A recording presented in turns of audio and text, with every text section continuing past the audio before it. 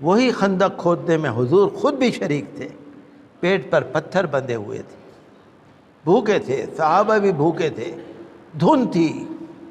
حضرت سلمان فارسی رضی اللہ عنہ 5 گز لمبا، 5 گز چوڑا، 5 گز گہرا گڑھا اکیلے کھودتے تھے روز۔ غزوہ خندق، خندق تو آپ جانتے ہی ہیں، جو راستے میں زمین کھود دی جاتی ہے، بڑی سی گڑھا کر دیا جاتا ہے، بہت بڑا خندق۔ تو ایک وقت یہ آیا کہ جب غزوہ بدر ہوا مسلمانوں کو فتح ہو گئی، غزوہ احد ہوا اس میں بھی مسلمانوں کو فتح ہو گئی، کچھ غیر مسلموں کو بھی فتح ہوئی، چلتا رہا۔ مکے کے جو لوگ تھے انہوں نے چاہا سب لوگوں کو جمع کر کے حملہ کرو، مدینے کے لوگوں کو بھی جمع کر لیا، سب کو جمع، بڑے بڑے گروپ جمع کر لیے، سارے مل کے حملہ کرو مسلمانوں پہ، اکیلے سے یہ قبضے میں نہیں آ رہا ہے، ان پہ سب حملہ کرو۔ یہودیوں کو بھی بہکا لیا، سب کو بہکا لیا۔ قرآن شریف میں اس کا ذکر ہے، سورہ الاحزاب 21ویں پارے میں، سورہ الاحزاب، غزوہ احزاب، غزوہ خندق دونوں نام ہیں۔ احزاب کا مطلب بہت سارے گروپ، بہت ساری ٹولیاں، بہت سارے خاندان، سارے مل گئے، چلو مسلمانوں پہ حملہ کرو۔ حضور صلی اللہ علیہ وسلم کو جب معلوم ہوا تو حضور صلی اللہ علیہ وسلم نے مشورہ کیا صحابہ کرام سے، بھئی کیا کرنا چاہیے؟ مدینے پہ حملہ کرنے آ رہے ہیں لوگ۔ کسی صحابی نے کچھ مشورہ دیا، کسی صحابی نے کچھ مشورہ دیا۔ حضرت سلمان فارسی رضی اللہ تعالی عنہ نے مشورہ دیا کہ حضور خندق کھودی جائے، بہت بڑا گڑھا کھود دیجئے تاکہ ادھر کا آنے والا ادھر آ ہی نہ پائے، بیچ میں بہت بڑی گڑھا کھود دو۔ حضور صلی اللہ علیہ وسلم نے اس مشورے کو مان لیا، چونکہ مدینے کا جو مشرقی حصہ تھا، مغربی حصہ تھا، جنوبی حصہ تھا، وہاں تو آبادی تھی، وہاں سے تو آ نہیں سکتے۔ جو مدینے کا شمالی حصہ تھا وہ بڑا میدان تھا، تو بڑے میدان میں سے چڑھائی کر کے لوگ آ سکتے تھے۔ حضرت سلمان فارسی رضی اللہ عنہ نے کہا حضور خندق کھود دیجئے، بہت بڑا گڑھا کھود دیتے ہیں، آ ہی نہیں پائیں گے۔ حضور نے فرمایا ٹھیک ہے بھائی کھودو۔ 3.5 میل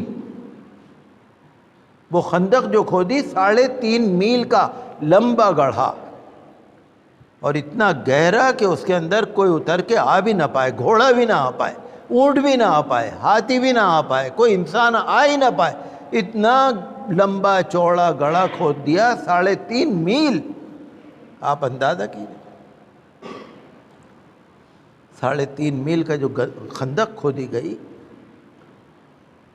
وہی خندق کھودنے میں حضور خود بھی شریک تھے، پیٹ پر پتھر بندھے ہوئے تھے، بھوکے تھے، صحابہ بھی بھوکے تھے، دھند تھی۔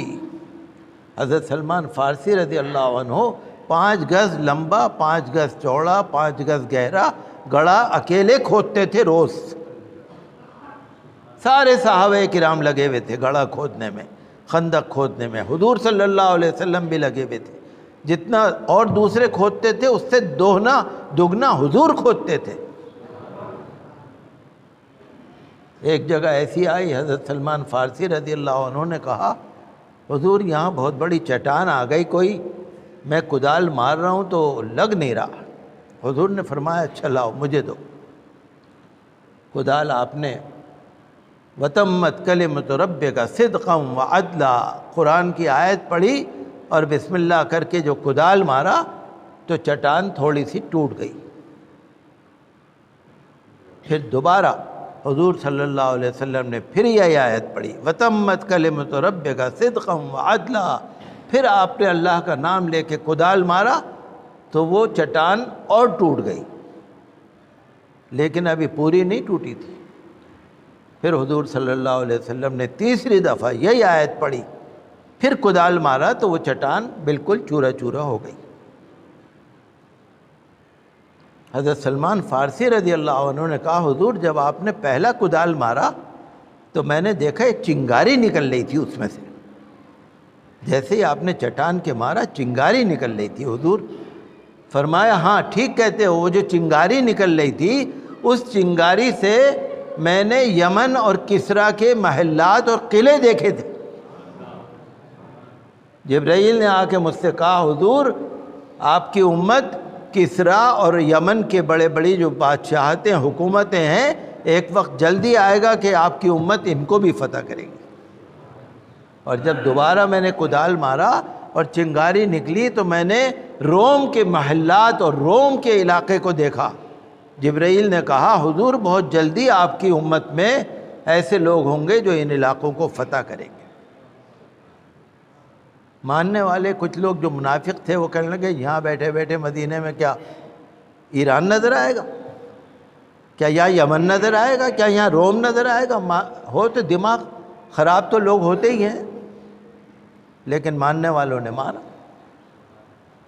حضور کی حالت بھی بڑی غیر تھی، پیٹ پر پتھر بندھے ہوئے تھے، جتنے دوسرے کھودتے تھے اس سے زیادہ حضور کھودتے تھے۔ 3.5 میل لمبی